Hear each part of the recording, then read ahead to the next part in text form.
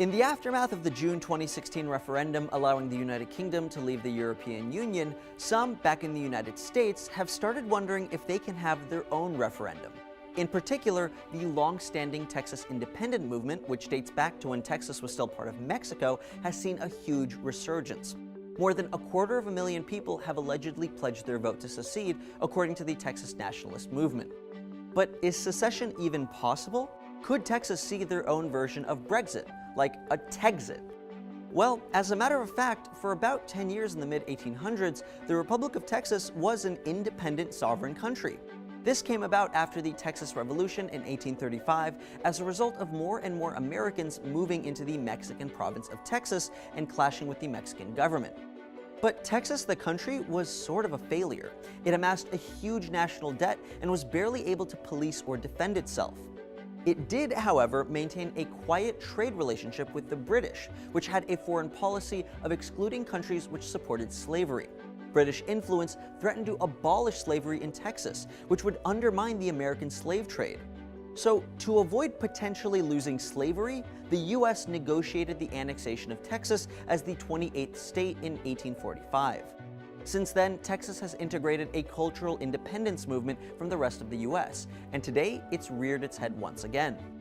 So, since Texas used to be its own country, is there some legal way for it to become one again?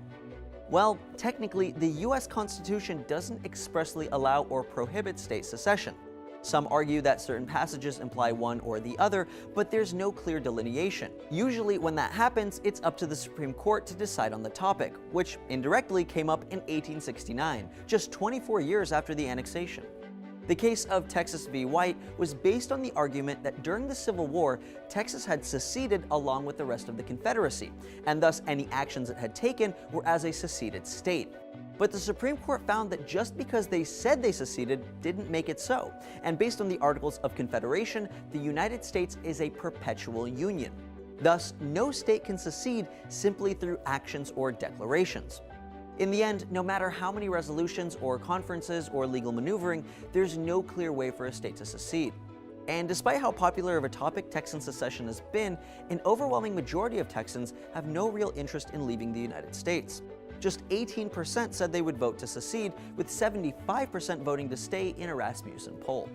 So even if Texas could legally secede, it almost certainly wouldn't anyway.